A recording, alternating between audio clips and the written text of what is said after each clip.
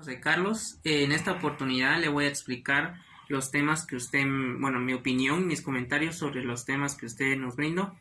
Mi nombre es Julio Fernando Barrios Morales, con carnet número 05071910-591, sección B.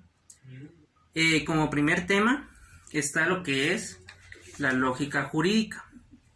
Y aquí tengo apuntado en mi hoja mis comentarios y opiniones sobre los temas. Y tengo dos opiniones sobre lo que es lógica jurídica. Es la que estudia y se enfoca en el pensamiento analítico de las leyes. También es un instrumento de la ciencia jurídica y método jurídico para entender el derecho y determinar la estructura de las normas. También me voy a pasar a lo que es el siguiente tema, que es el concepto jurídico. Para mí es una forma del pensamiento jurídico referida a objetos de la ciencia jurídica, que tiene varias características o elementos, y para eso voy a tomar un artículo del Código Penal, que es el artículo 173, violación, en el cual el primer paso, digamos así, es determinar qué delito se produjo. Entonces, en un caso concreto yo voy a determinar que fue violación. Para mí fue violación. En segundo lugar, buscar otro delito que se relacione para compararlos y decidir cuál de todos esos delitos se cometió. En este caso, el delito que se relaciona es el de agresión sexual. Entonces hay que compararlos y después de la comparación llegar a la conclusión de cuál de los dos se produjo. Y para mí el que se produjo fue la violación. Por último, debemos encuadrar ese delito en la ley.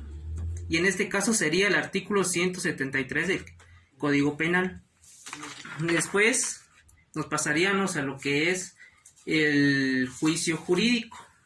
El juicio jurídico es un juicio categórico afirmativo que nos sirve para razonar y determinar el acto y comportamiento de la persona en el ámbito jurídico, que tiene tres elementos.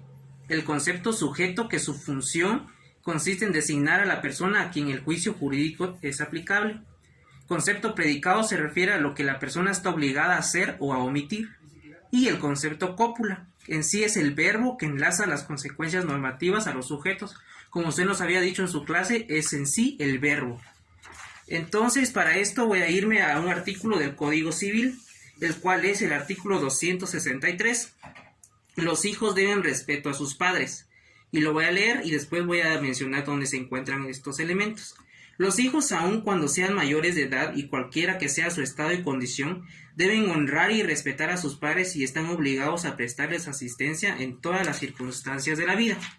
El concepto sujeto es los hijos, aun cuando sean mayores de edad y cualquiera que sea su estado y condición, pero más sencillamente, más específico, los hijos. Después el concepto cópula, que es la palabra deben, del verbo deber.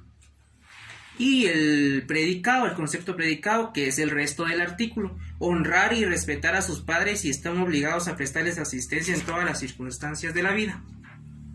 Por último, me voy a ir al siguiente tema, que es el silogismo jurídico.